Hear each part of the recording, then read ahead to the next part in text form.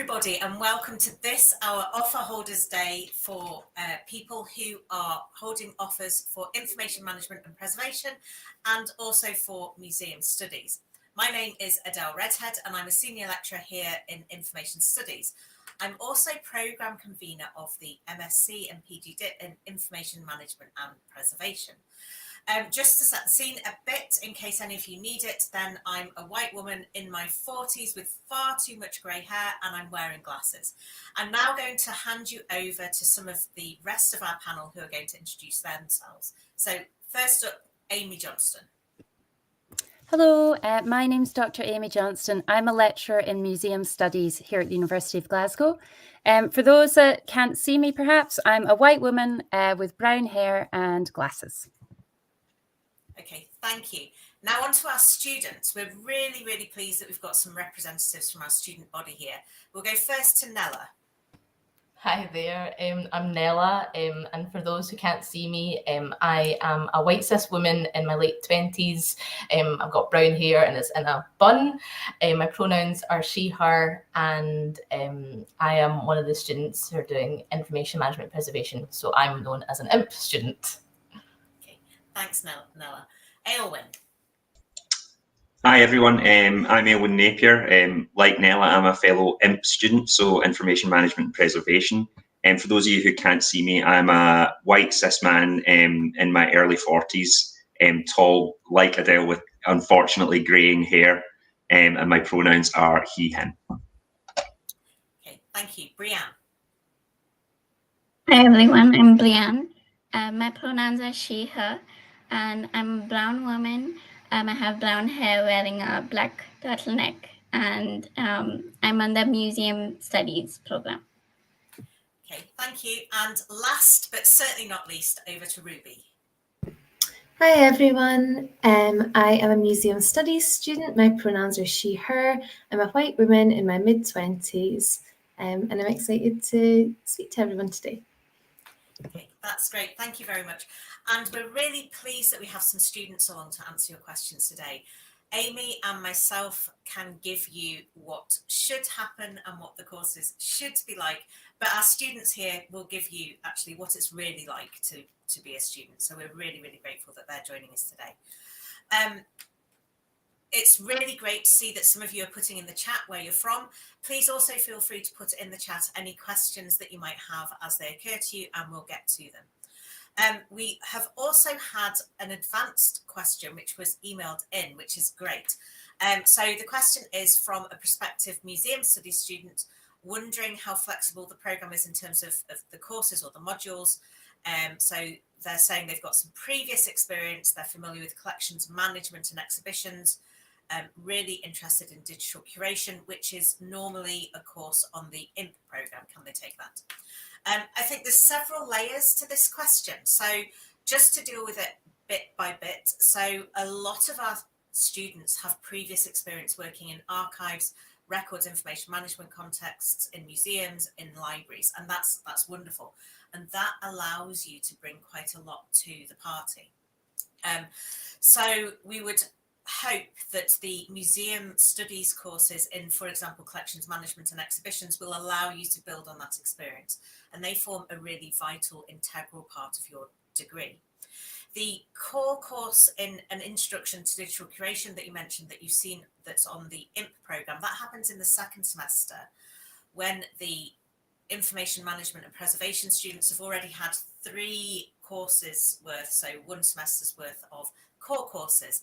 And that course in IDC, an introduction to digital curation, builds on that prior research, prior knowledge and prior experience as well. So normally that wouldn't be possible for you to take a core course from the other programme at that stage. However, what we can do is we're really happy to talk to you when you're here at Glasgow, see what your previous skills and experience is, and if there's space on that course, then we can let you in. And that's not as simple as an extra seat in the classroom, because that course also involves some work in a computer lab. So we need to make sure there's enough spaces, firstly for the IMP students before we let any other students in. But we're really happy to have a chat with you about that. We also often get students who ask us whether or not they can take courses from out with information studies. And some students do that, but we have created the curriculums on IMP and on Museum Studies because these are the courses which we know will give you the skills and the experience that you need when you go out into employment. Because of course, all of these are professional preparation courses. Okay, so I'm just looking down to see if there are any other questions which have come in. So I'm really pleased to see that we've got some students from the US. So welcome, Madison, who is joining us from Texas. We would normally have a handful of students from the US on either course. If you're coming from elsewhere in the world, then it's really interesting for us to find out where it is that you're coming from. And what we're able to do, because the archives information, records information management and museum and library worlds, sometimes there are nationally specific contexts which can be quite valuable for us to explore in class. So for example, last year we had a student who was from Nigeria, so we used the National Archives of Nigeria as one of the case studies that we briefly discussed in class, and it's really, really good to be able to do that. And we've got another student who is coming from India and from Indonesia. That's really great. I think that our cohort really benefits from having students from all over the world. And that's true across both programs. Oh, so that's a couple from Indonesia, so that's great. And a question's just popped up from a prospective IMP student here and wondering what the contact hours are like for the course. And they're broadly similar across both our degree programs, but I'll just outline for IMP first, the sorts of hours that you'll be in, and then I'll let Amy talk about museum studies. So for IMP, we deliberately teach each course on 1 day per week. And so in semester 1 on a Monday, that's archives, records, information management, and on a Tuesday, records and evidence, and so on and so forth. And that's to enable people to come and study the programs part-time or on a day release or continuing professional development basis, as well as full-time. So broadly speaking, full-time students will be in 3 days a week, and they'll be the same days a week each week in semester 1. And then in semester 2, it depends on what options you take. And so at the moment, timetabling can always change, but at the moment in semester 2, students will be in all together on the core course on a Wednesday, but then it depends on what options they take as to the other days that they'll be in. And I think it's similar for museum studies, Amy. Yes, absolutely, Adele. Museum Studies is taught in the same way with 3 core courses. That means courses that are compulsory for everyone on the programme during the full masters. And they take place in the first semester, Monday, Wednesday and Thursday. So you'll be in those days, though probably only about a half day for each one. But obviously bearing in mind there's a lot of extra reading and other activities around that.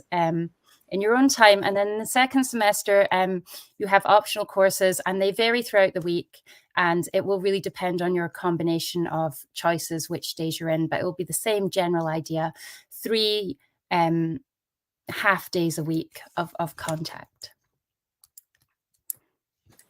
That's grand, Amy, thanks. And so as we've got our students here, I think you've probably heard enough of me talking. So I'd like to ask the students, what's the best bit of the programme? How did you know the programme was right for you?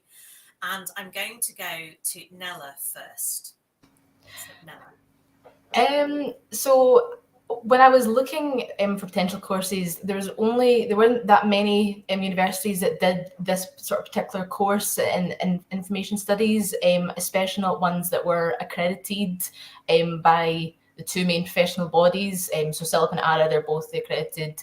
They've accredited the IMP course. So I just thought that was really handy in terms of being the course being recognised, so that when I'm looking for work in the future, I just think it'll just be a bit of an easier process. And when I was looking at the course description, I just really enjoyed, I really like the look of the variation of the modules. So there was a focus on both sort of the physical records as well as the digital records. And obviously just as we sort of expand technologically, the digital records are going to become more and more important. And I think I think one of the people in the comments sort of was mentioning the digital curation course. Yeah, we were sort of doing stuff related to preservation and managing digital materials. I think so important.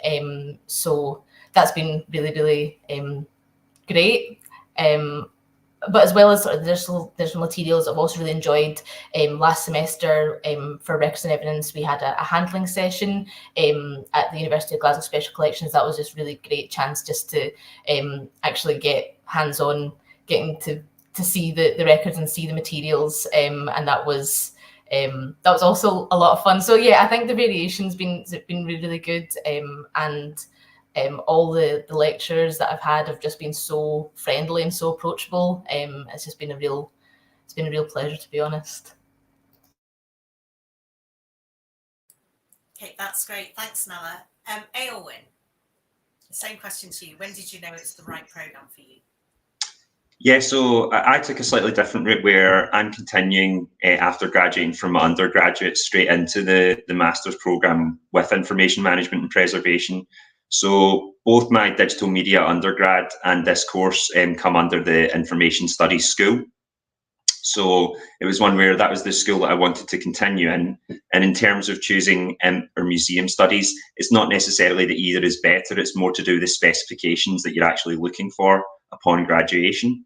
So as Nella mentioned, the accreditation was a large part of it. So CILIT, the Chartered Institute of Library and Information Professionals, and ARA, the Archives and Records Association within the UK. Those two accreditations are very powerful at graduation. They sort of set you up to work in, which for myself, it's to work in film archives would be my preference, or a teaching position. This will work perfectly for that, or even going on to a PhD if that was what someone was looking for.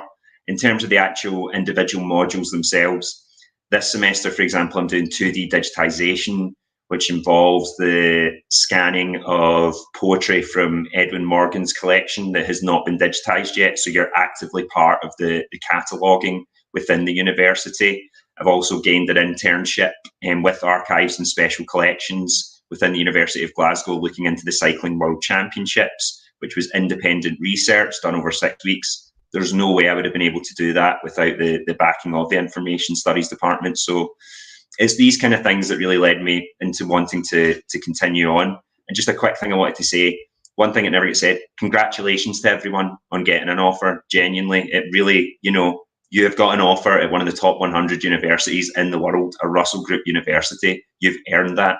You've earned that through your experience and what you've done at university already. So yeah, well done, guys, and long may it continue.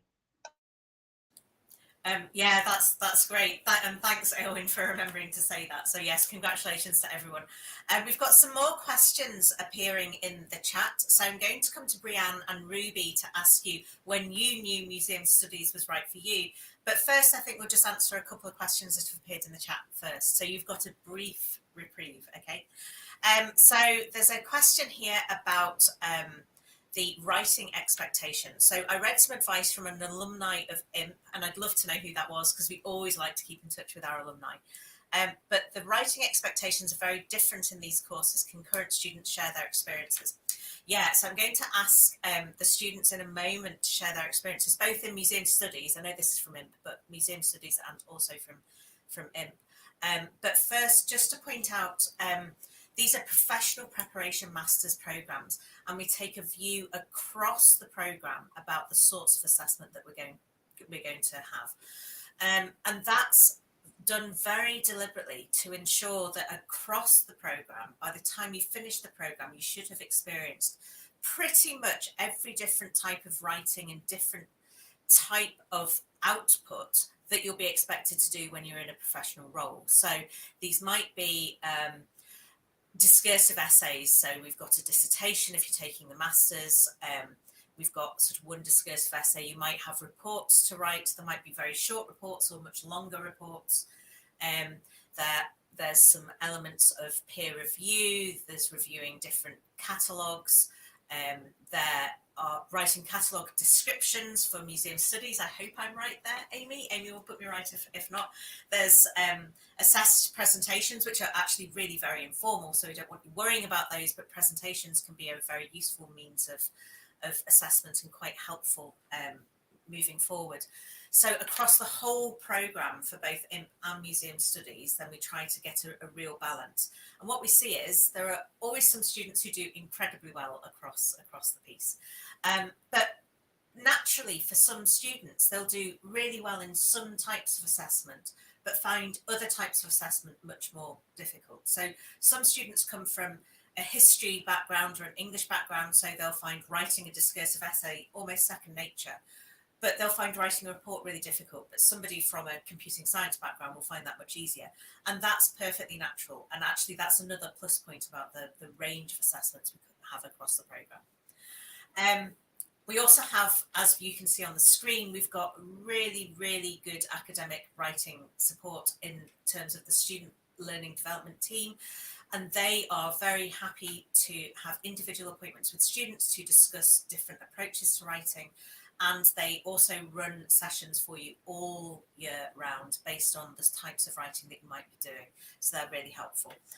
So I'm just going to go to Brianne first to ask you about your experience of assessment in museum studies, and then we'll go to Ruby, and then we'll move to the IMP students. Sure. So when it comes to course writing expectations from the Museum Studies course, I think that it really started off slowly and then gradually built up. So we had, like you said, a writing course that we took at the beginning that was really helpful, as well as different forums that were available. So each week, after our classes and after the reading to do for every week, we had forums where we would post informal reflections.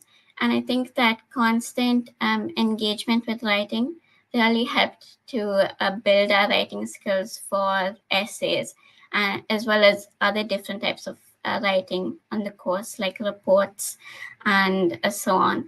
And so I think that gradual leading up to developing our writing skills was really useful. And also I think that helping out each other, as well as a lot of group work in the course, really helped me build my own writing skills. Yeah.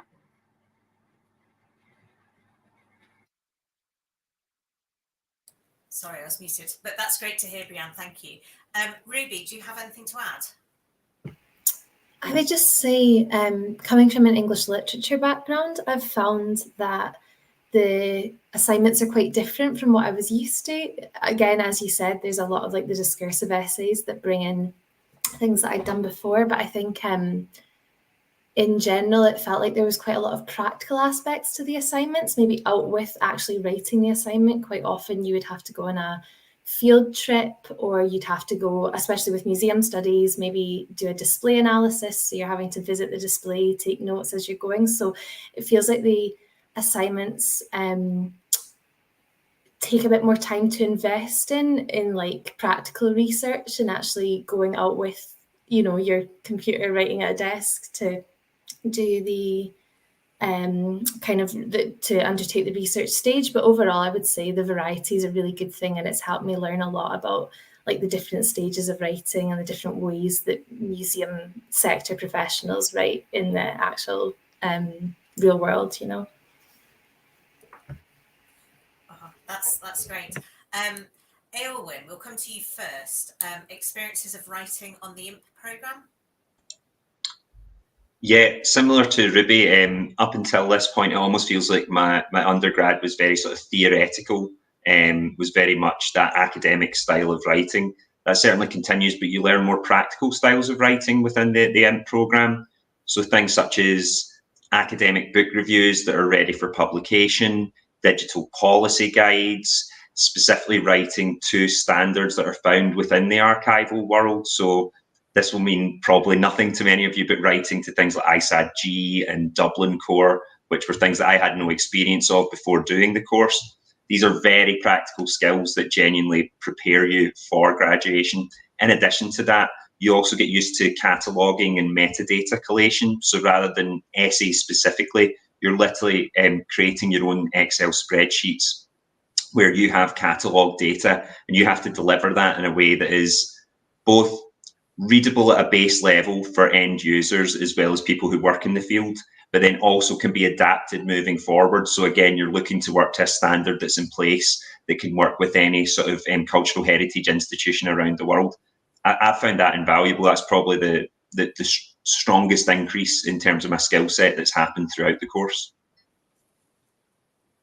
Well, that's really good to hear. And Nella, do you have anything to add?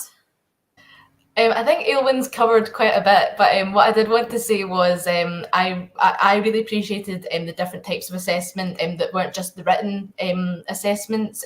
I had quite a big gap in sort of academia in my undergrad. I graduated in 2017, so it was quite a big gap in terms of writing essays and things like that. So I was a little bit nervous when I came in. However, I think what is really, really great about this course is just because, as Adele mentioned, just how it's preparing you for the professional kind of world. So we had a chance to write guides, write reports.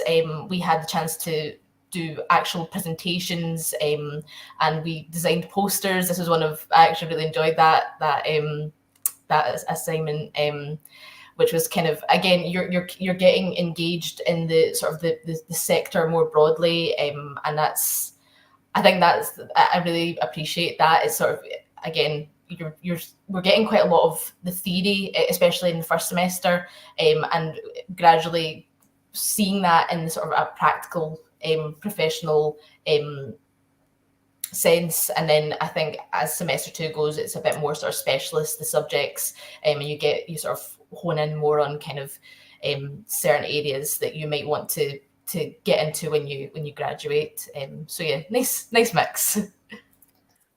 Yeah, that's great. And I know that some of the assessments actually are quite fun, and that might sound mad when you're sitting there actually thinking about, oh, what am I going to do? But certainly one of the assessments where you get students to go off and do a catalogue search and record that and then talk about what went well, what didn't go well, just seeing the range of, it takes ages to mark, but I really enjoy marking them because the range of different interests that people have really comes through. So that's grand. That's great. Okay, so that's hopefully answered your question. If not, then feel free to add a additional question to the chat. But now we're going to go to a different question. So someone coming from Russia. So that's really interesting. So someone interested in prospective work placement opportunities for museum studies. So Amy, I think this is your bag. Absolutely. Hi, Jules. Yeah, the Museum Studies program offers an optional work placement for 20 credits in the second semester. So there's 30 places on that on average, though it depends a little bit on what our partners need. And the opportunities can really range. Some students are cataloguing military medals, and some are, designing learning activities. There's a wide range, but we can't really predict every year what they're going to be because they're driven by what the sector needs and what our partners need. So they do vary a bit. Actually, Ruby's just finished her work placement. So Ruby, I don't know if you'd like to just share a really brief description of what you were up to.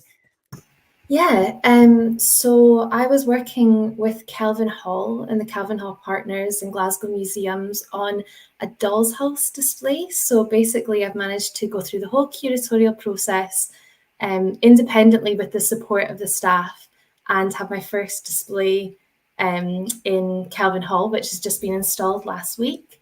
So it was a really interesting opportunity. It was good to kind of learn about all the sort of intricacies of the curatorial process, from, just the research stage to actually like doing object movement forms and installation. It's very hands-on, and I think it's been a great opportunity to meet staff as well, because I've been working closely with a curator at Kelvin Hall, and she has taught me so much about like the way that the process works and kind of just the general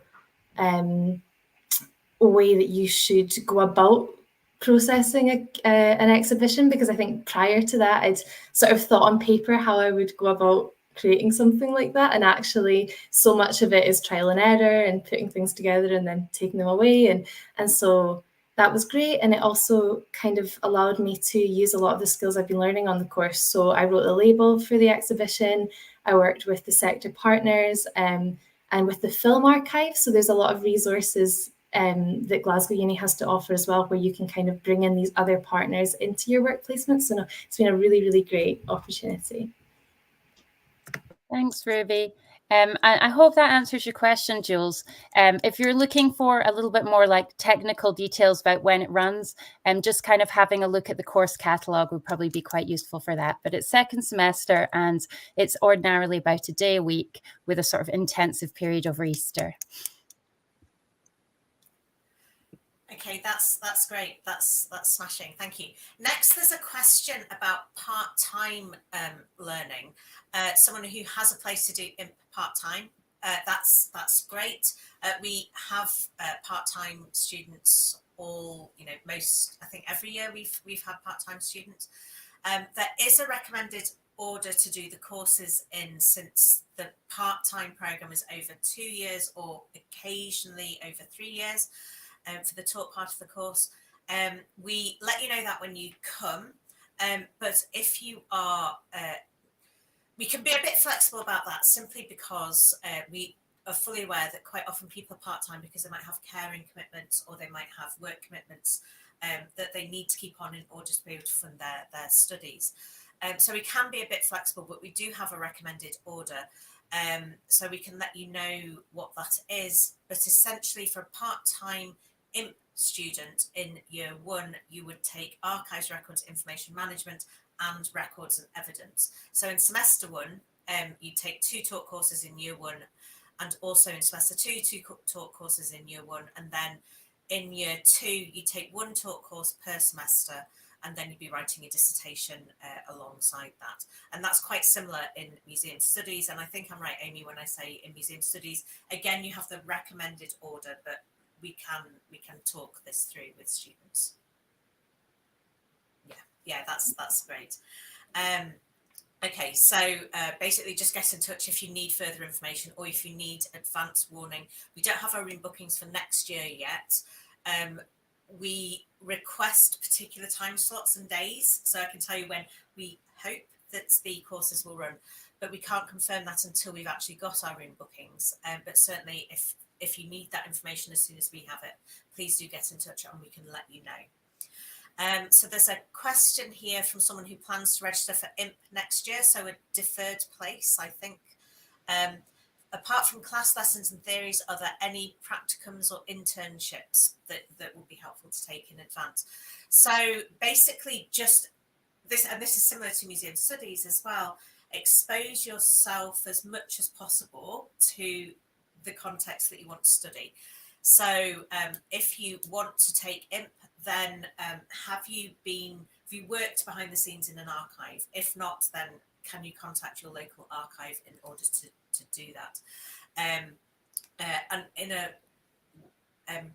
there are lots of different places that you can get this type of practical information records, information management experience, as well as archives experience.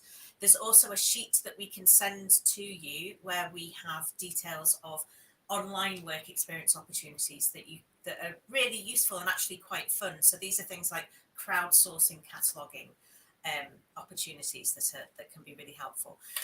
Whether you're interested in doing IMP or museum studies, it's usually much easier to visit a museum than an archive. So where's your local museum? And then go around your local museum thinking as different types of visitor. So if you're an academic researcher, what sort of thing might you be researching? If you're bringing a young child or a teenager around, then what bits of the displays would they find interesting?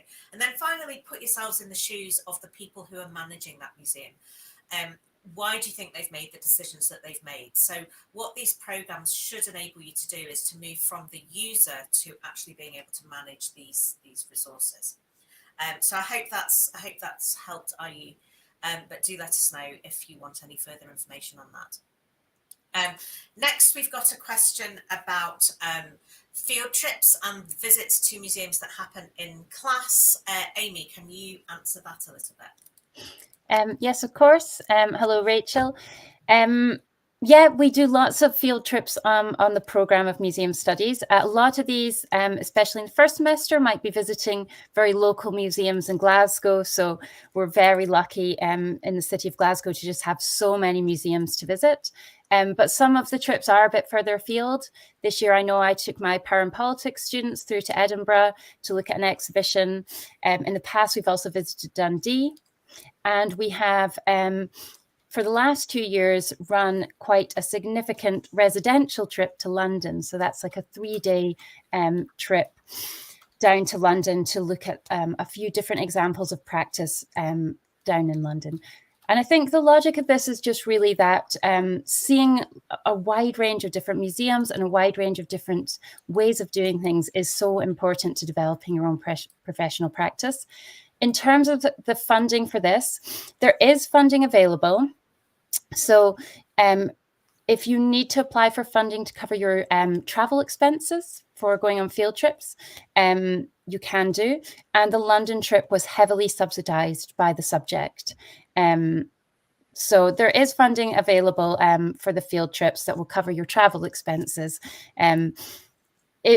For other things, especially I think if it's a disability-related cost, there may also be funding there as well. Probably that would come through disability services. So basically, we make it as easy as possible for you to come on the trips.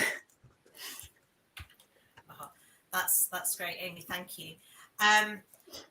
Okay, so a follow-up question again from Rachel about work placements. So is the work placement course guaranteed, or are there students who might miss out? So again, over to you, Amy.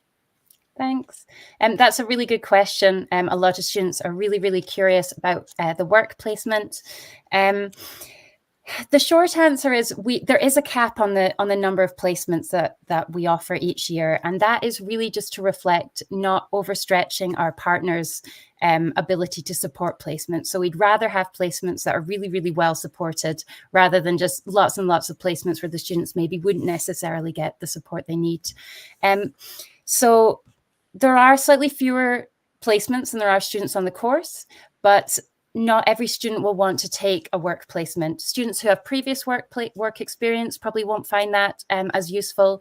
And students, who maybe have the time over summer might prefer a top course and they would spend their time volunteering over summer. There are lots of reasons why people don't take work placements.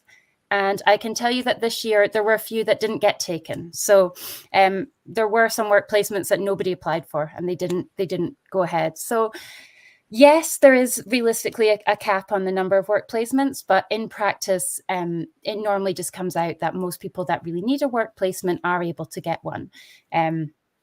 Obviously, there might be one that you really, really want, and we can't guarantee that you'll get that one because there could be a bit of competition there. But we try and support students to get the experience they need, basically. Okay, that's great. Thank you. Now I'm going to come to Ruby and to Brianne to ask them the same question I asked Nella and Aylwyn earlier. But when did you know that you were on the right programme for you? So I'm going to come to Brianne first. I think that coming from India was doing a lot of research about the different programs offered by different universities in the UK. And I think I narrowed down on this one because of the structure of the course.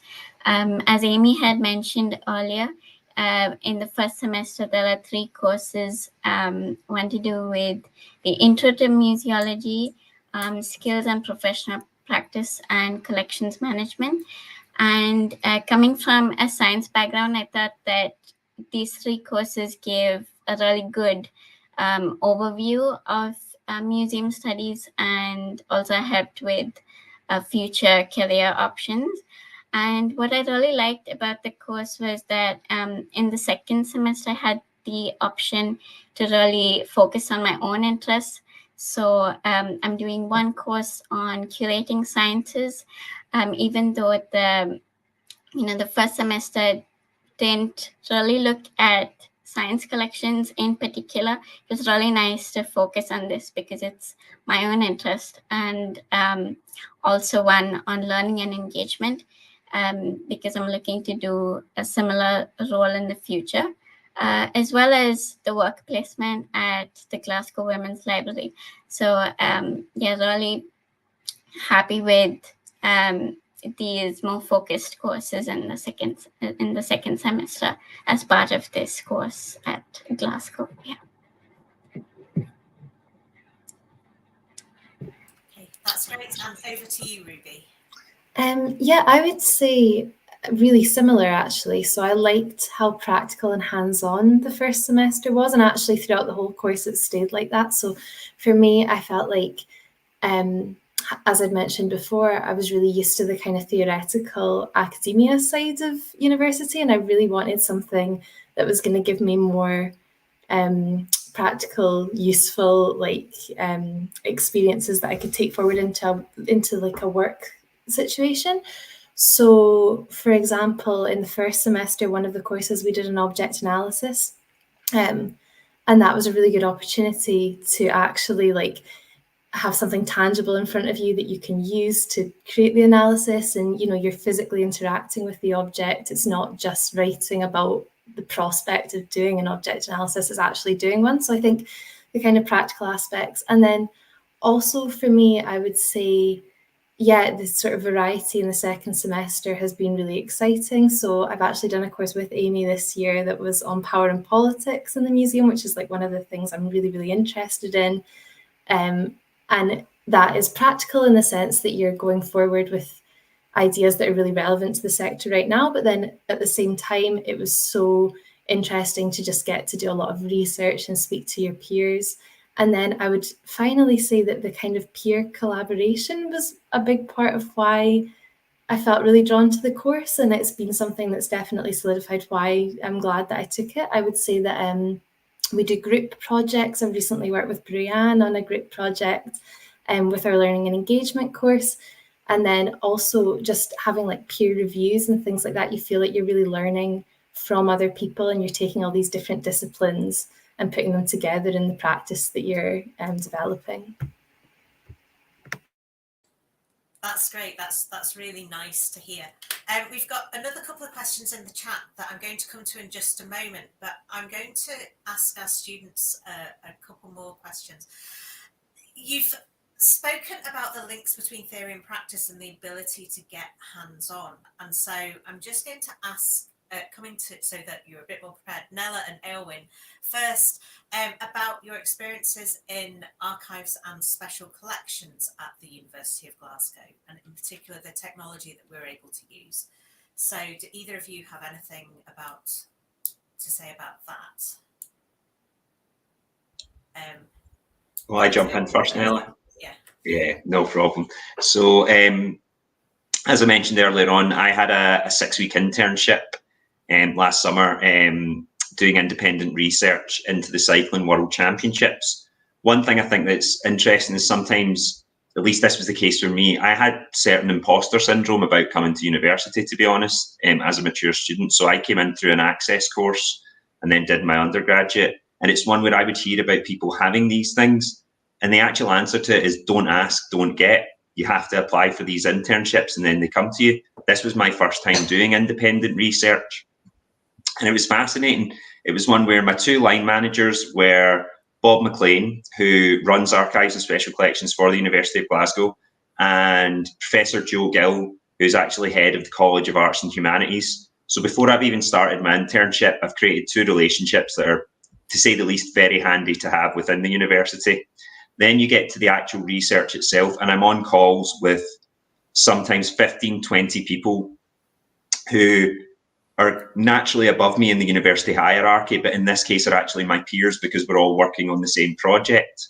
You then have the fact that you're being pushed towards looking into something in the analog sense, but also the digital sense. So it starts with the digital, which is me searching through archives and special collections digital catalogue to find items around cycling, but then it becomes a funneling technique. So you start with cycling, then it becomes cycling in Scotland, then it becomes cycling in Glasgow, and then it becomes cycling in Glasgow that relates to the Cycling World Championship.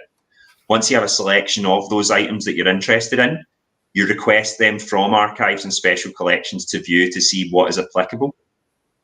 At that point, I go into archives and special collections on a pre-arranged date, and it's exactly what I thought it would be in the most wonderful way. So it's being taught how to use archives, like handling techniques, getting used to things such as wedges, snakes, which all of you, I'm sure, will become used to in terms of handling, understanding when it's right to use gloves, when it's not right to use gloves, which was something that completely surprised me because I thought it would be gloves all the time. But sometimes you're looking for that tactility to be able to touch the items themselves so that you don't damage them. You find what will be helpful to you in your opinion. And then it was a case of me cataloguing all of those items, creating a metadata spreadsheet that effectively had a quality rating from 1 to 5 stars, where it was my decision on this, but I was presenting at the end of the 6 weeks. This is what I think is excellent quality. This is what I think is good quality. This is worth a look if you've got the time, but it doesn't really matter. Also, the internship expanded out to, as Ruby mentioned earlier on, the Moving Image Archive, which is actually Scotland's national film archive that's based in Glasgow at the Kelvin Hall. It's an incredible, incredible place. They worked in tandem with the University of Glasgow to allow for licensing for certain items as part of this project. At the end of it, when your 6 weeks finishes, not only did that form the basis for my application for information management and preservation, but it also sets you up in a place where it's less intimidating to go into archives in the future. It's one where when you're on the outside, it can feel quite, wow, these are incredibly skilled people who are, which they are, but you can also be one of those skilled people as well. And I think immersing yourself in that world was just, it was fantastic for me. It gave me a lot of confidence that I didn't have before. Oh, that's smashing, Owen. Thank you. Nella, do you want to expand on that a bit and perhaps talk about records and evidence and where you were for those classes? Yeah, so I think we were at special collections in the university and also at on Thurso Street. So there's two different, both the same but two different areas, and we just sort of, I guess, kind of just looked at different types of records and kind of how they how you can look at them in terms of the materiality and sort of the physicality of those materials. And I've noticed that that's really, really helpful for me in terms of when I'm sort of expanding out of the course, thinking about into the professional side of things. It's really helped me with I did a bit of volunteering for a community archive, which is, they're called Spirit of Revolt, which is a Glasgow anarchist archive. They basically collect records from the Glasgow anarchist movement, and their collection was absolutely massive. And I was sort of helping in terms of scanning and looking through the items that they had and sort of helping them with digitizing those. And if it wasn't for records and evidence, I think I would have really struggled to figure out kind of, how I'm meant to be handling these, kind of how you're meant to sort of go about getting them into the sort of the right format. So that's been really useful in that sense. That's smashing, thank you. And Brianne and Ruby, you also have had handling experience in the Hunterian, yes? So Ruby, I saw you nodding before I saw Brianne. So do you have anything you wish to say about that? Yeah, I found the object handling experience really, really helpful just to build confidence and make me feel more prepared to go into the workplace. I would say, so we did a first semester course, which was all about managing and using collections. And so within that, we're looking at spectrum procedures, which are just like all the procedural rules that go into using collections. And so in that, I feel like that one course, especially being at the start of the year, has really equipped me with a kind of basis for understanding every aspect of museum studies. So I would say that doing a lot of the practical hands-on stuff and actually not just reading about spectrum, but knowing like this is how you handle this object and this is the things you don't do is what, and then doing it yourself is what's really built that confidence for me. So I would say that object handling experience has probably been one of the best things for me that's come out of the course, because I hadn't had any, I'd only had experience prior with special collections handling, and I'd never done anything with museum objects and artifacts. So kind of building that confidence in that area was really helpful. Yeah, that's great. Thank you. Brianne, do you have anything further to add? No, I think it was nice to know that in terms of object handling experience, that prior knowledge and experience wasn't required of you, and these were really useful skills that the course is teaching you from the base level upwards, and these skills are also really useful in terms of my work placement.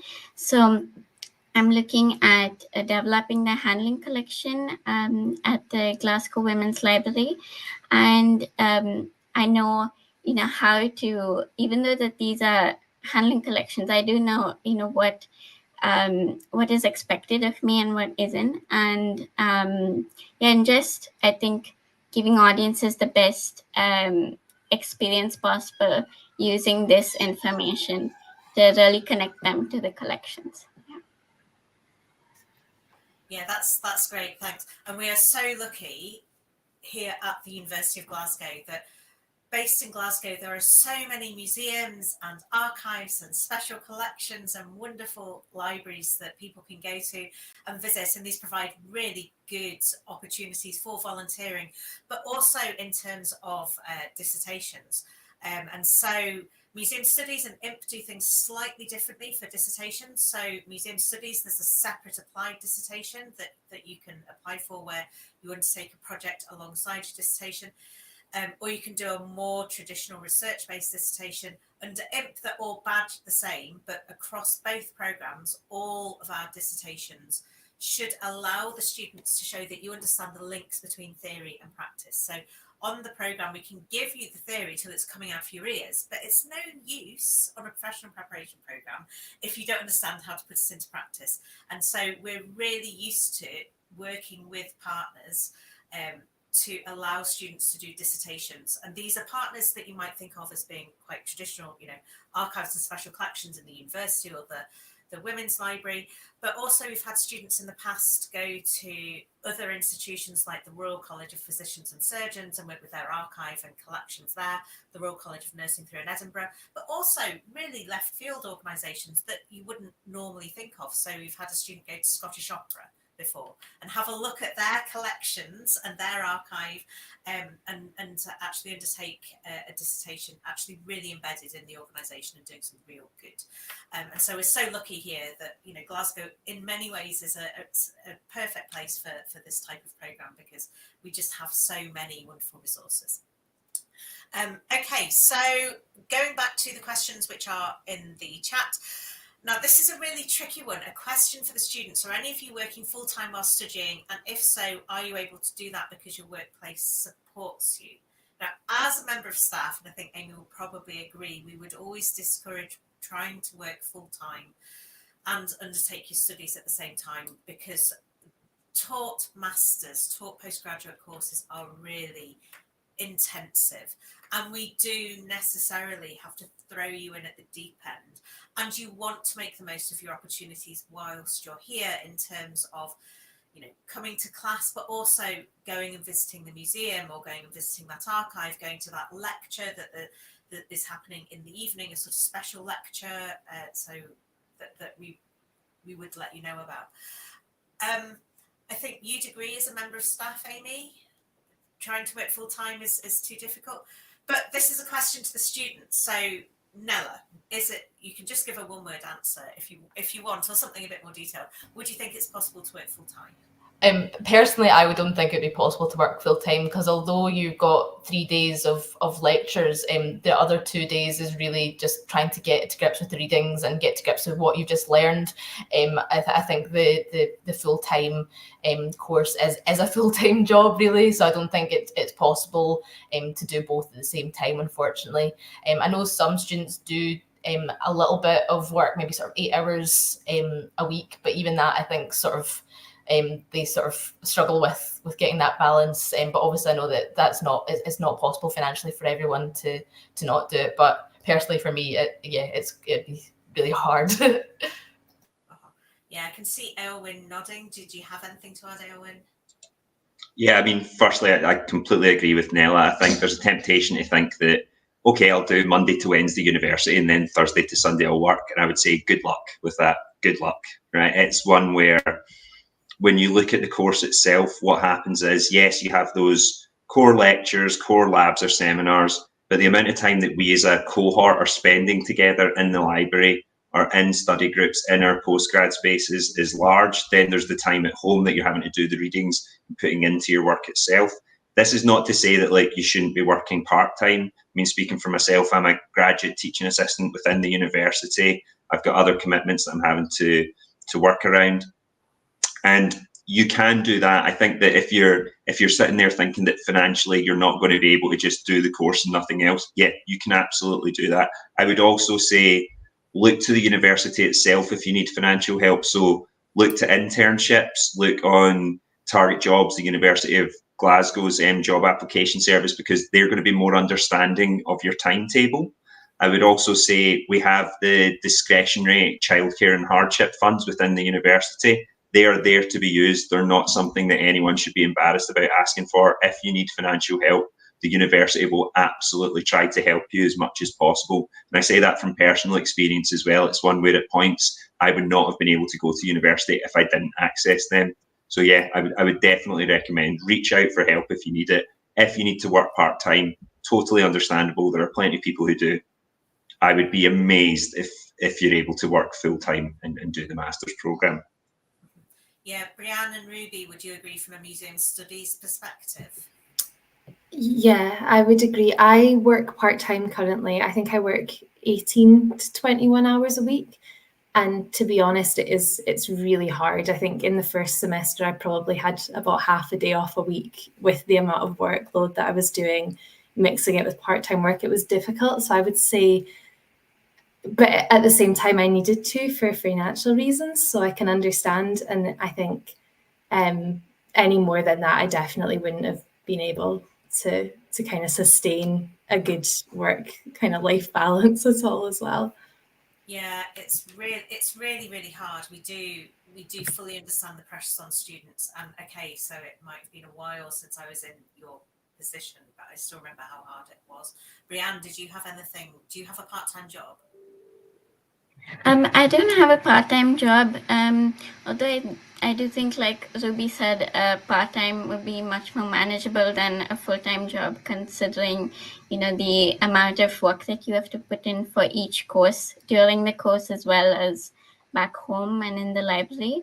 But I think that if you're seeking financial help, there are a lot of scholarships available as well as bursaries that come out even mid-year, so for the second semester that you can apply to.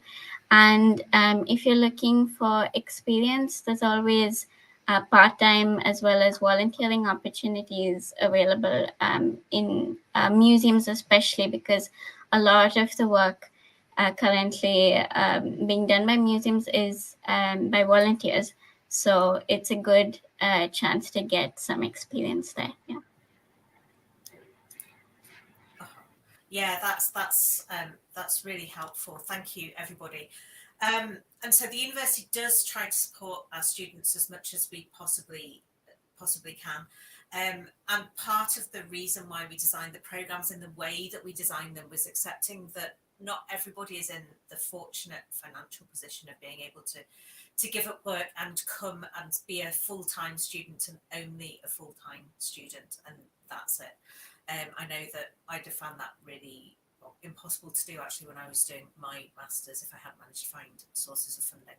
So if you're in that situation, then do think about undertaking the programs on a part-time or a day release basis, because that just frees up much more of your time, and we'd be really happy to chat with you individually offline about that, if that would be helpful.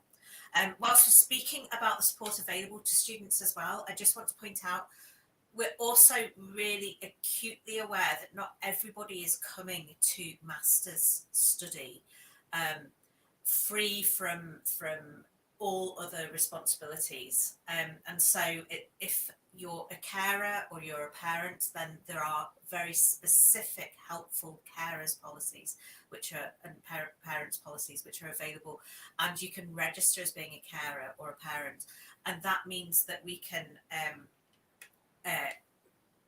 then take into account any particular difficulties that you might have if you're in that situation.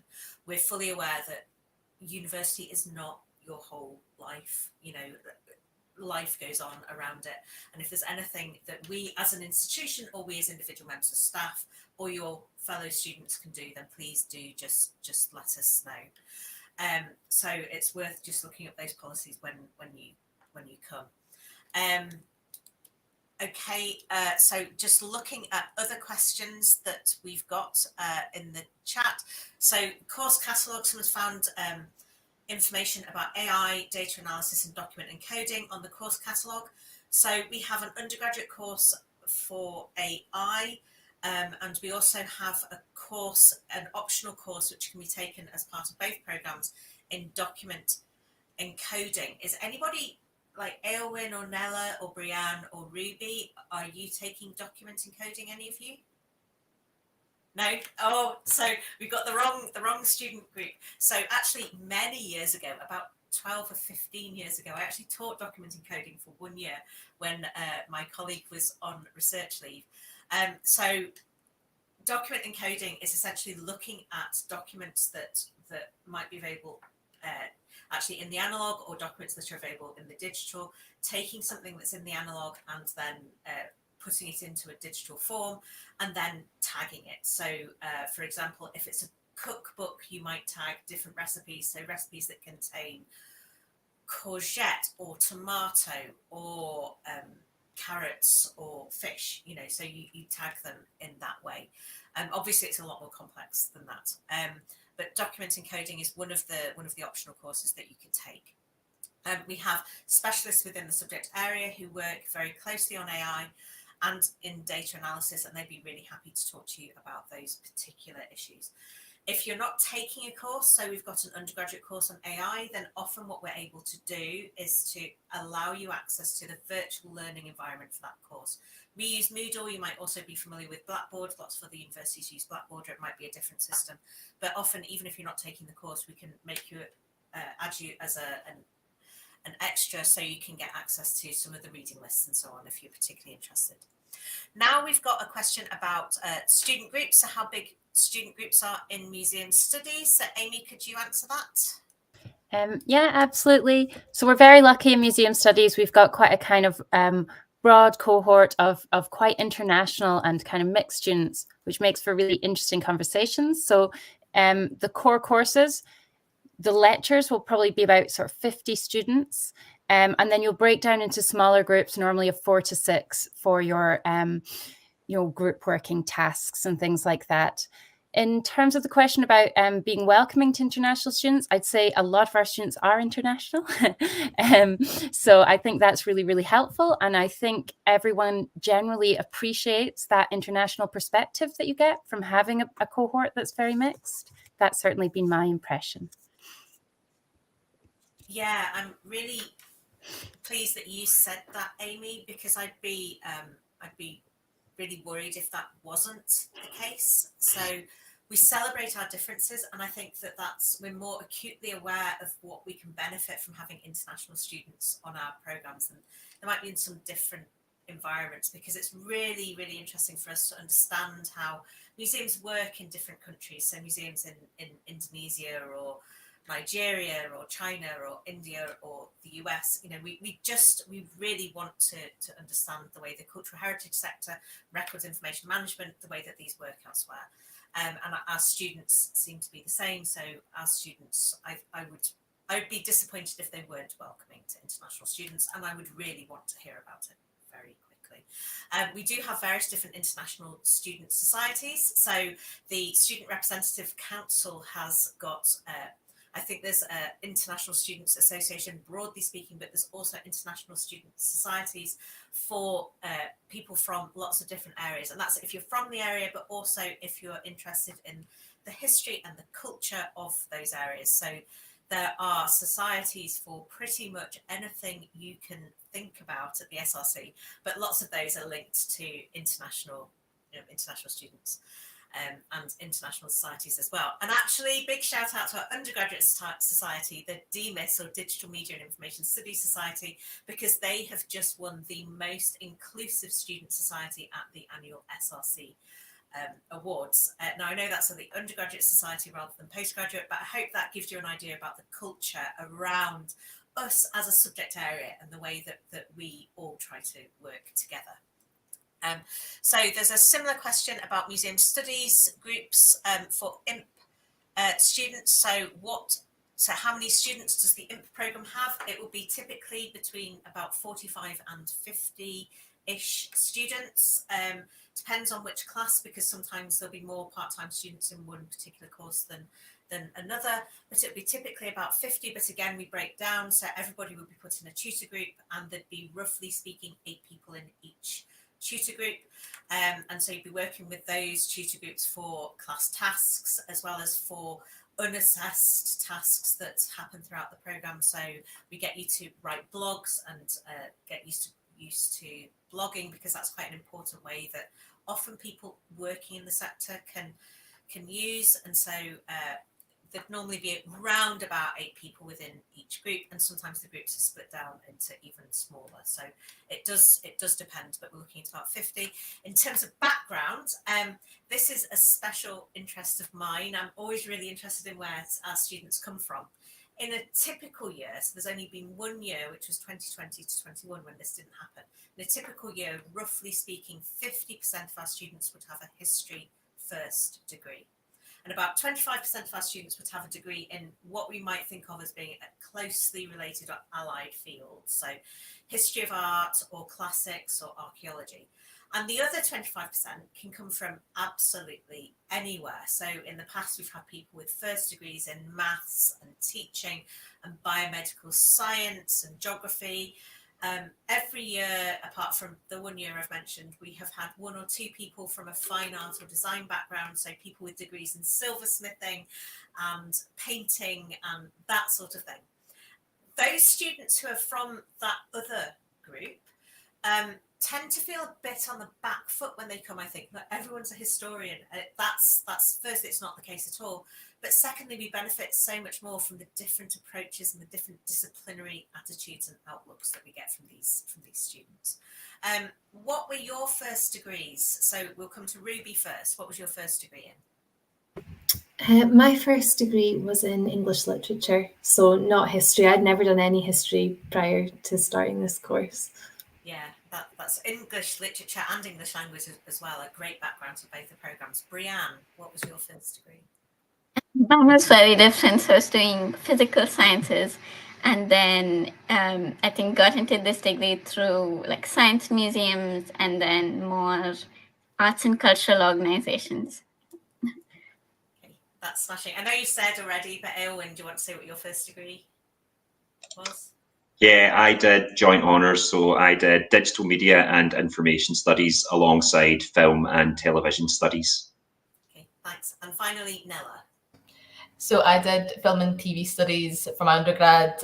I did 6 years working in TV did sort of archive researcher roles. So that was sourcing and licensing materials for productions. And that's kind of what got me into wanting to get involved in this particular course, because well, in particular this semester we're doing law, information, governance and collection, so we're getting a real strong basis around those laws.